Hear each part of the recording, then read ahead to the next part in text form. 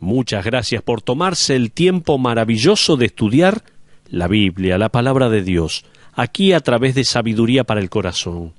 Estamos tocando temas delicados. Esta es la sexta parte y está basada en Romanos capítulo 14, versículos 19 al 21. ¿Sabe? La protección y cuidado de piezas valiosas ha pasado a ser un negocio mundial. Una pintura de un artista famoso o tal vez una obra de arte está ahora alojada en un museo y conectada a un sistema de seguridad, y si alguien intenta sacar a esa obra de arte de la pared o dañarla, un pequeño sensor alerta a los guardias de seguridad. También existen dispositivos que indican la humedad ambiente y la temperatura de la sala de exposición. Varios museos de renombre, incluyendo un par de museos de la Universidad de Harvard, han adoptado esta tecnología para monitorear obras de arte de gran valor, lo cual incluye esculturas y hasta muebles. Un museo ya ha visto los resultados favorables de esta inversión. Habían colocado un sensor en una cómoda Luis XIV que había sido restaurada por un valor cercano a los $10,000. Cada noche, a eso de las 22 horas, la alarma sonaba indicando que alguien había tocado ese mueble, si bien el museo ya estaba totalmente cerrado. Después de investigar, los encargados de seguridad de este museo se enteraron que el encargado de limpieza le pasaba un trapo sucio al mueble con lustre para maderas de baja calidad todas las noches. Desde luego que el museo no estaba muy feliz con las noticias de cómo se trataba semejante obra de arte. En la actualidad, hay cerca de 600 violines Stradivarius auténticos. Muchos ni siquiera están en uso por miedo a ser robados y otros son solo usados en conciertos muy especiales. Antonio Stradivari, fabricante de violines del siglo VII, murió sin darle el secreto de cómo hacía sus violines absolutamente a nadie. Cada ejemplar que él hizo llevaba su firma y un nombre especial como el Duque de Alcántara. Sus métodos son un misterio hasta la actualidad. Muchos han analizado sus violines, hechos de 70 piezas de madera de arce de la mejor calidad. Tal vez sea la madera la que produce tonos con tanta riqueza. Algunos piensan que las 3 capas de barniz que Stradivari le ponía a sus instrumentos son lo que marcan la diferencia. Algunos hasta han probado el agua de su pueblo natal. Otros han analizado el barniz utilizado, mientras que otros dicen que el secreto está en la manera en que él trabajaba la madera para cada violín. Nadie sabe con certeza, pero un violín Stradivarius es de una clase única en su tipo y produce un sonido puro y sin igual. Si usted posee uno de estos violines, es uno de los 650 afortunados en el mundo. Si a usted le gustaría tener uno, las posibilidades son prácticamente nulas, ya que nadie que tenga uno va a estar dispuesto a venderlo, y hace poco uno se vendió en la suma aproximada de $3 millones. Imagínese.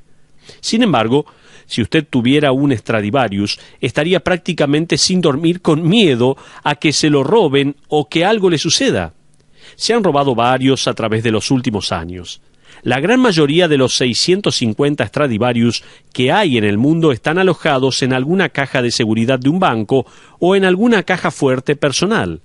Son las posesiones apreciadas de un puñado de individuos, algo que no tiene precio. Uno de los hermanos de la iglesia me envió un correo electrónico con la historia bastante graciosa que cuenta el accionar astuto de una mujer con algo de mucho valor. Dice que una mujer entró a un banco en la ciudad de Nueva York y pidió hablar con alguien del departamento de préstamos. Ella luego explicó que había viajado a Nueva York para encontrarse con amigos y que ahora se tenía que ir inesperadamente a Europa. Así que necesitaba un préstamo de $5,000 para viajar. Ella llegó al banco manejando un Rolls Royce totalmente nuevo, así que preguntó si podía dejar el auto como garantía por el préstamo. La mujer tenía el título del auto y todo, así que cuando revisaron todos los papeles y vieron que el auto era de ella, llegaron a un acuerdo y le dieron el préstamo. Ni bien la mujer salió, el gerente del banco y algunos de los empleados se reían atónitos por el accionar de una señora que dejó un auto de $300,000 como garantía de un préstamo de $5,000. Uno de los empleados se encargó de guardar el automóvil de lujo en la cochera del banco, donde las cámaras de seguridad lo estaban monitoreando las 24 horas del día. Después de 2 semanas, la mujer regresó tal como había prometido. Devolvió el préstamo de $5,000 y el interés, que era de unos $15.40. El empleado del banco y el encargado del departamento de préstamos, junto a otros empleados más, se acercaron y le preguntaron: «Señora, nos complace poder haberle servido, pero estamos algo confusos. Mientras usted estaba de viaje, hicimos algunas consultas telefónicas con su banco y nos enteramos que usted es una persona muy rica. Ahora, le queremos preguntar esto. ¿Para qué vino a sacar un préstamo por $5,000? La mujer se rió y les respondió: «Oh, el dinero no lo necesitaba. Pero, ¿en qué lugar de Nueva York puedo dejar estacionado el auto por 2 semanas y pagar solamente $15.40 y dejándolo seguro hasta que yo regrese? Hasta luego, que tengan un muy buen día». ¡Ja! ¡Qué astuta esta mujer!, ¿no? Sin dudas, la humanidad se las ha rebuscado para encontrar maneras de resguardar y cuidar sus posesiones más preciadas. Si el mundo cuida con tanta delicadeza y vehemencia sus posesiones valiosas, tal como los autos que un día se oxidarán y los violines que un día se pudrirán completamente, ¿cómo no vamos a cuidar nosotros al pueblo de Dios que permanecerá para siempre? En Romanos capítulo 14, Pablo nos da instrucciones acerca de cómo tratar a las personas de la familia de Dios, específicamente personas que tienen distintos puntos de vista en áreas grises de la vida, o sea, en áreas en las que la Biblia no dice nada. Hasta ahora hemos descubierto 2 principios: el principio de protección, proteger a nuestros hermanos, y el principio de reputación, nuestra propia reputación. Ahora, el principio de la consideración. Pablo nos da más instrucciones y consejos prácticos que he juntado para darle un tercer principio que me gustaría llamarlo el principio de la consideración. Quiero mostrarle algo aquí en Romanos capítulo 14. Busque su Biblia, por favor. En medio de sus palabras, en el versículo 20, Pablo hace una conexión importante. Fíjese lo que dice allí. Dice la palabra: «No destruyas la obra de Dios por causa de la comida». Hasta ahora, en este capítulo, Pablo ha hablado de aceptar a su hermano que tiene un punto de vista diferente al suyo, versículos 1 al 3, no condenar a otros creyentes o tratarlos mal, versículos 4 al 13, no poner un obstáculo o una piedra de tropiezo en el camino de otro creyente, versículo 13, no lastimar a los creyentes, versículo 15, y no destruir a su hermano con lo que usted come. También en el versículo 15 dice esto. Ahora, en Romanos 14:20, por primera vez y por única vez en sus epístolas, Pablo se refiere a estos otros creyentes con la frase «la obra de Dios». Ellos son la obra o la ergón, que en griego significa el esfuerzo del designio de Dios, literalmente, el proyecto de Dios. ¿Escuchó? Sí, el proyecto de Dios. Otro uso de la raíz de esta palabra puede traducirse la obra o cuestión de Dios. Dicho de otra manera, no arruine la obra, el proyecto de Dios, el esfuerzo detallado del designio de Dios. ¡Qué maravilloso es esto! Los cristianos son la obra maestra de Dios.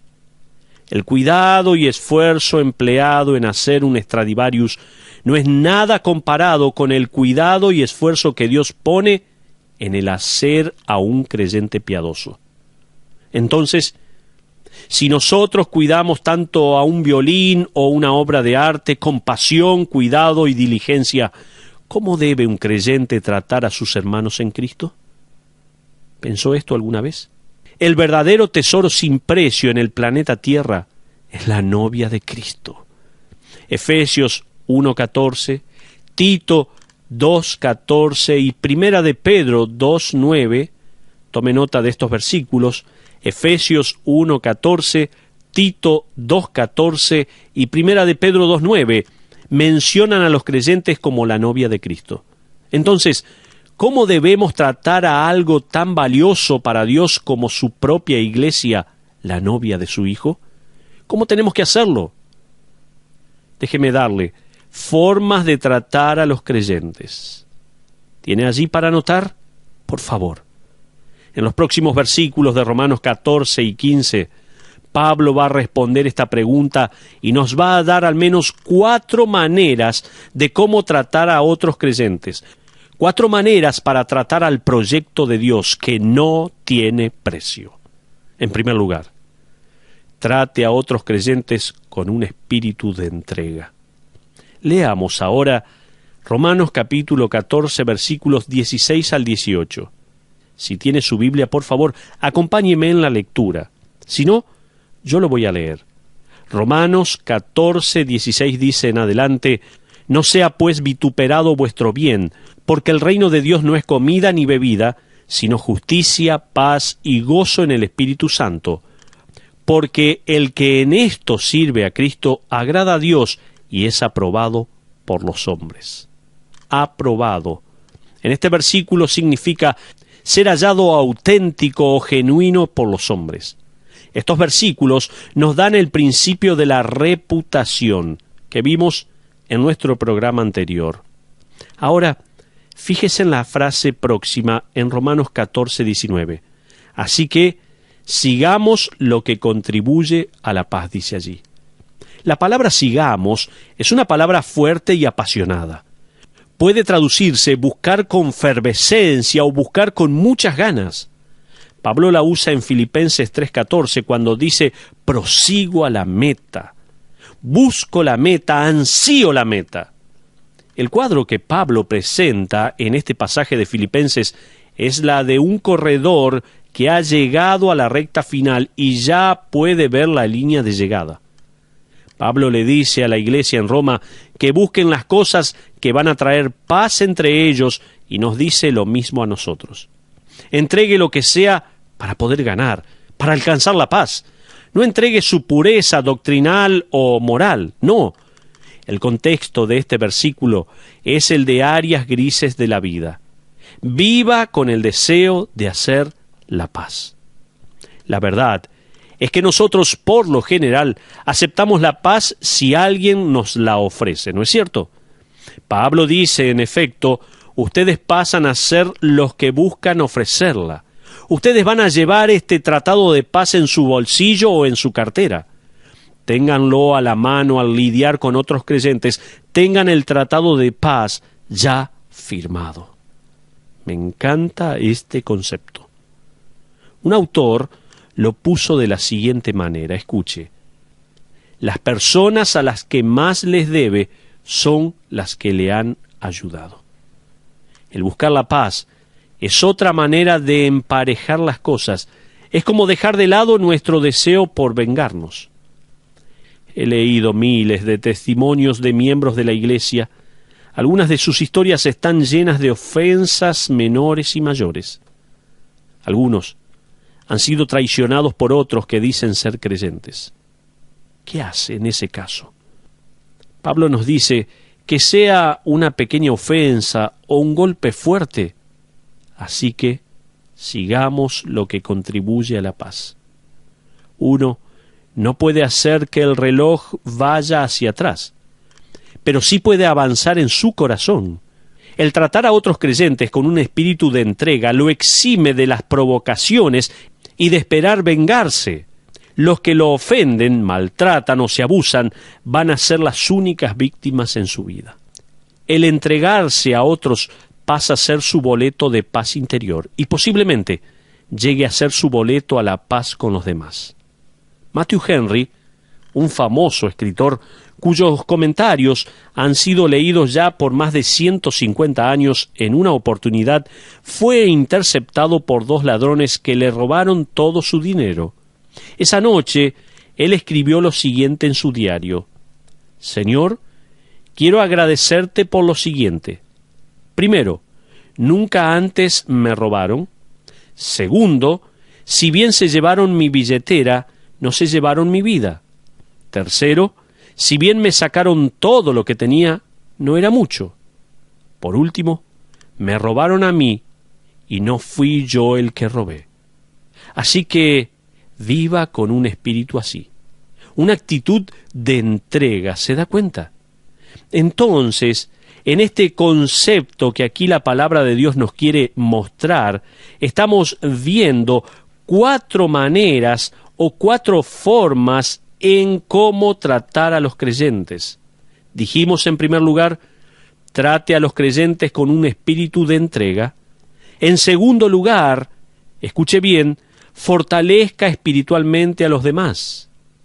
Romanos 14:19 dice, así que sigamos lo que contribuye a la paz y a la mutua edificación. Lo que puede parecerle repetitivo es en realidad expresado por primera vez en esta epístola a los romanos. Esta es la primera vez que Pablo usa la palabra edificación. Luego aparece nuevamente en el capítulo 15, versículo 2. Edificación proviene de 2 palabras griegas, oikos, que significa casa, y demo, que es el proceso de edificar. Al ponerlas juntas a estas 2 palabras, nos da la idea de construir o edificar a un creyente de la manera en que uno edifica una casa. Si usted quiere una buena casa, tiene que comenzar con unos buenos planos, hacer un buen cimiento, usar buenos materiales y adecuados, y también seguir un cronograma adecuado y buscar la meta correcta. Así va a tener una buena casa. A Pablo le encantaba referirse a la iglesia como el edificio de Dios. En 1 Corintios 3:9, por ejemplo, dice así: vosotros sois labranza de Dios, edificio de Dios. En Efesios también dice lo siguiente, Efesios 2:19 al 22. Yo lo leo, escuche. Así que ya no sois extranjeros ni advenedizos, sino conciudadanos de los santos y miembros de la familia de Dios, edificados sobre el fundamento de los apóstoles y profetas, siendo la principal piedra del ángulo Jesucristo mismo, en quien todo el edificio bien coordinado va creciendo para ser un templo santo en el Señor, en quien vosotros también sois juntamente edificados para morada de Dios en el Espíritu. Acabo de leer Efesios 2:19 al 22. En Romanos 14, Pablo nos quiere recordar que el creyente es un proyecto en construcción de Dios, y él espera que nosotros trabajemos con él en las vidas de otros creyentes. Somos llamados a ser, por decirlo así, trabajadores de construcción. ¿Qué estamos construyendo en la vida de otros? ¿Qué tipo de herramientas tenemos para este proyecto? Todo puede ser lícito, pero no todo edifica, dice la palabra, ¿no? Las personas, después de haber estado con usted, ¿se sienten animadas para vivir para Cristo o todo lo contrario? Donald Barnhouse, quien después de dar una serie de estudios de Romanos a su congregación, compiló sus estudios en un ser de 4 volúmenes donde encontré una perfecta ilustración de este texto. Él contaba de una ocasión en la que un misionero confeccionó una lista de cosas que la Escritura dice que destruye a otros creyentes en vez de edificarlos. Las cosas que traen destrucción en vez de edificación son estas: buscar el bien propio, tener una actitud de fariseo, la hipocresía, no valorar los dones de los demás, la falta de paciencia, no simpatizar con las enfermedades o dolores de los otros, hablar mal de los demás, asumir que otros están en falta, sospechar los motivos de los demás, tener una actitud dominante, tener un espíritu rebelde, ser altanero, tener odio, quejarse, discutir, utilizar malicia, ser entrometido, ser avaro, ser resentido, tener un complejo de inferioridad, o sea, no descansar en el Señor, no estar satisfecho con el don espiritual que Dios le dio, inestabilidad, timidez, holgazanería, mentir e injuriar, ser celoso, altivez, pensar que uno es mucho mejor que los demás, tener una actitud crítica para con los demás o injertar siempre controversias. Todas estas cosas son las que un misionero colocó en una lista para decir que esto no edifica a otros creyentes, sino que contribuye a la destrucción de otros creyentes. Este misionero también confeccionó una lista de actividades que edificaban al creyente. Esta lista es tan convincente como la primera. Las herramientas que él enumera no solo son para usarse en nuestras vidas, sino también para edificar a los demás.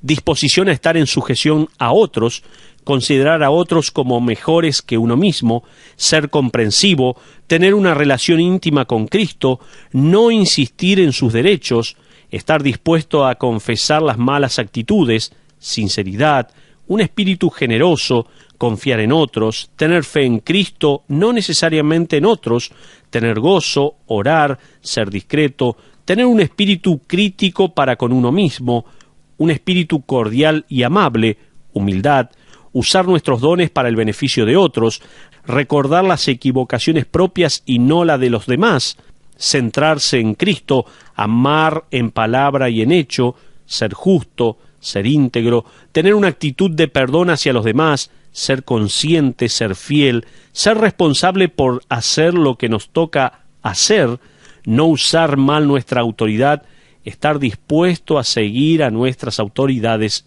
y líderes.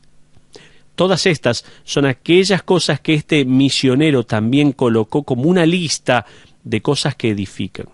Son herramientas de construcción. Estas nos ayudan a traer los instrumentos de edificación a la vida de otros.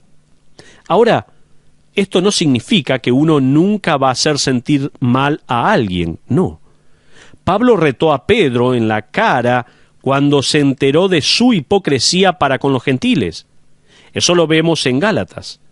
Evidentemente, Pedro estaba comiendo con los gentiles hasta que los judíos vinieron de Jerusalén. Luego Pedro comenzó a evitar a los creyentes gentiles por temor a ser despreciado. Gálatas 2:11 registra el momento en el que Pedro llega a Antioquía, donde estaba Pablo, y allí leemos: «Pero cuando Pedro vino a Antioquía, le resistí cara a cara, porque era de condenar». ¿Se da cuenta? Edificación no significa que tenemos que hacer que los demás se sientan bien. Significa que estamos comprometidos a ayudarnos los unos a los otros para vivir mejor. ¿Entendió? Edificación significa que estamos comprometidos a ayudarnos los unos a los otros para vivir mejor. Nosotros o estamos en el negocio de la construcción o en el negocio de la destrucción. ¿Dónde está usted? Trate a los demás con un espíritu de entrega. Fortalezca espiritualmente a las demás personas, a los demás creyentes. Número 3. ¿Le recuerdo? Estamos hablando aquí y le estoy dando a través de la palabra de Dios formas de tratar a los creyentes. Número 1, dijimos, trate a los demás creyentes con un espíritu de entrega. Número 2, fortalezca espiritualmente a los demás. Número 3, ahora sí, tome nota por favor, trate a las demás personas con precaución. Allí en Romanos 14:20 dice, no destruyas la obra de Dios por causa de la comida. Todas las cosas a la verdad son limpias, pero es malo que el hombre haga tropezar a otros con lo que come. Dicho de otra manera, tenga cuidado de no lastimar o destruir a alguien que Dios está construyendo, especialmente si es acerca de algo insignificante como comida o bebida. Pablo dice que todas las cosas son limpias, o sea, En esta área gris, todas las cosas son lícitas, pero no todas edifican. Algunas cosas pueden lastimar a otros, destruir, confundir y, como Pablo escribe en este versículo, ofender a otros creyentes. Lo opuesto a la construcción es la demolición, ¿no es así? El creyente tiene que ser cuidadoso con los demás. No está en el negocio de la demolición, no estamos allí. Y si puede imaginárselo, la aplanadora en este versículo se llama libertad. Uno con la libertad que tiene como creyente puede ir por todos lados derribando a creyentes jóvenes en la fe. Pablo escribe lo siguiente en el versículo 21. Bueno no es comer carne, ni beber vino, ni nada en que tu hermano tropiece, o se ofenda, o se debilite. En otras palabras, escuche, estos creyentes débiles son una obra de Dios en construcción. Tenga cuidado. Trate a los creyentes débiles como trataría a una pieza de museo, o como trataría a su auto nuevo, el cual en los primeros años ni siquiera lo quiere estacionar cerca de otros autos. Uno no se compraría un Van Gogh y lo llevaría en el asiento trasero del auto, lo trataría con cuidado. Este es el principio de la consideración. Trate a la gente con un sentido de precaución, no les dé algo que les pueda lastimar. Como padres sabios, nosotros no dejamos tijeras o cualquier otro tipo de elemento punzante en el suelo donde los niños están jugando, ¿no es así? De hecho, seguramente usted hizo que su casa sea a prueba de niños. No deja ningún adorno en la mesa de té y nada que quede a menos de 1 metro de altura. Uno no le da una caja de crayones a un niño y le dice, la casa es tuya, haz lo que quieras. Hay reglas y precauciones y recaudos que uno tiene que tener con los más chicos.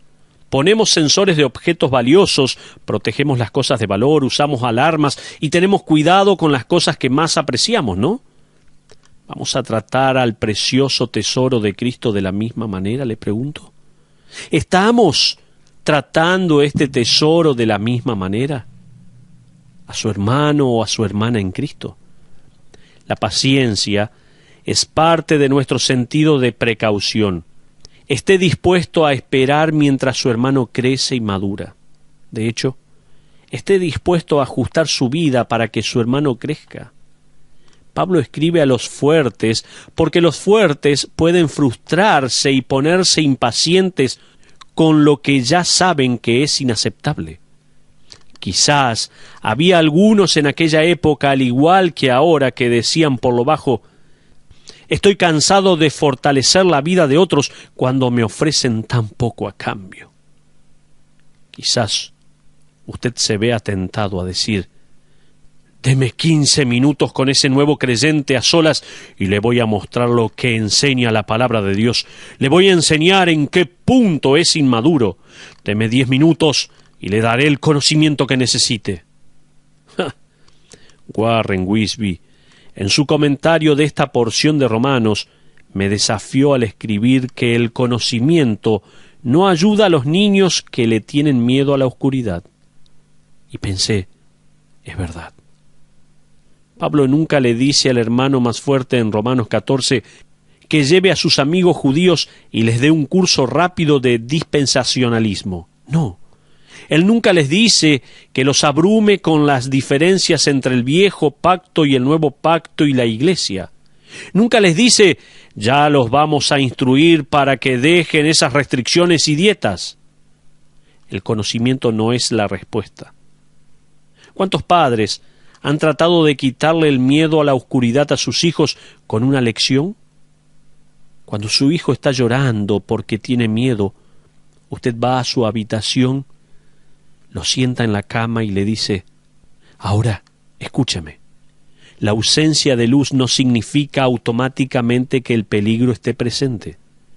Luego su hijo le responde, papá, la verdad que nunca lo había pensado así, pero ahora que me has explicado acerca de la neutralidad de la oscuridad, me puedo ir a dormir tranquilo. Ahora sé que estoy seguro, puedo apagar la luz y cerrar la puerta. Eso no ocurre. Amigos, Uno no puede tomar a un creyente nuevo en la fe y decirle: permítame darle los hechos, las realidades, y anótelos, por favor. No. Ellos no siempre necesitan el conocimiento, pero sí necesitan el tiempo, amor y que usted los fortalezca en la fe. Ahora estamos llegando a una conclusión. Este es el principio de la consideración. Nosotros debemos tratar a otros creyentes con un espíritu de entrega, fortalezca espiritualmente a los demás y trate a las personas con precaución. Una vez, Ignacio Paderewski, un famoso pianista y estadista polaco que llegó a ser primer ministro, estaba por realizar un concierto en los Estados Unidos. La sala de conciertos estaba colmada y todo el mundo estaba aguardando su aparición en el escenario. Una señora en particular, queriendo que su hijo se interesara más en sus lecciones de piano, le compró una entrada con mucho sacrificio. Ellos, madre e hijo, habían encontrado sus ubicaciones en las primeras filas y estaban esperando a que el concierto comenzara. Sin embargo, este muchachito estaba maravillado con todo lo que lo rodeaba. El gran teatro, la multitud y desde ya ese piano de 5 metros que era diferente al suyo y a todo lo que él había visto antes. Allí estaba este gran piano, esperando, por decirlo así, en el escenario a que comenzara el concierto. En la espera, la madre del muchachito se puso a conversar con las personas que la estaban rodeando y mientras hablaba, su hijo salió de su lugar y se escurrió entre la gente. De pronto, para sorpresa de todos, el piano comenzó a sonar. La audiencia inmediatamente hizo silencio y al mirar hacia la plataforma, allí estaba este muchachito sentado en el banco del pianista tocando, con toda inocencia, una canción para niños. La multitud sonrió y al principio lo tomó como algo tierno. Si bien la madre casi se desmaya por todo esto, pero luego, reconociendo los probables efectos negativos que el tocar de un novato podría producir en un piano así, comenzaron a agitarse. Además, el muchachito podría hacer enfadar al maestro, quien en ese momento estaba detrás del escenario, escuchando lo que pasaba.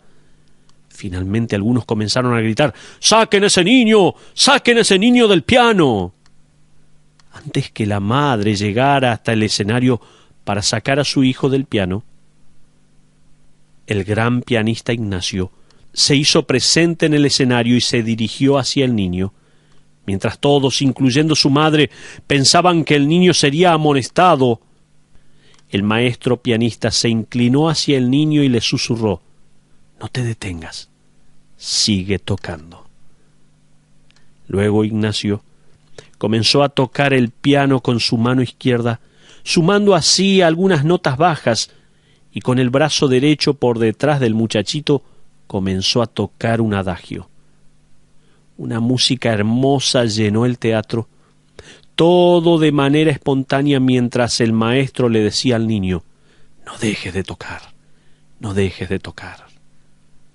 Cuando terminaron, el auditorio se puso de pie y rindió una ovación. Lo que más conmovió a la audiencia no fue la manera en que el maestro tocó el piano, sino la forma en que él trató al niño. La obra maestra no fue una composición suya, sino lo que hizo con el joven aprendiz. Amigos, cada uno de nosotros somos obra de Dios y todos estamos en construcción. Dios quiere que nos tratemos con delicadeza como algo que se está construyendo. Con razón, Pablo quiere que vivamos este principio de consideración por los demás. Ahora, ¿cómo lo practicamos? Tratando a cada hermano con un espíritu de entrega, afirmando a los demás espiritualmente y con un sentido de precaución. Tenemos que aceptar el hecho de que somos hechura suya y que estamos aún en el proceso de construcción. Estamos bajo su dirección y energía. El esfuerzo del Padre Celestial, Maestro, compositor y constructor de todo, el que nos trajo de las tinieblas a su luz admirable, está trabajando en cada una de nuestras vidas.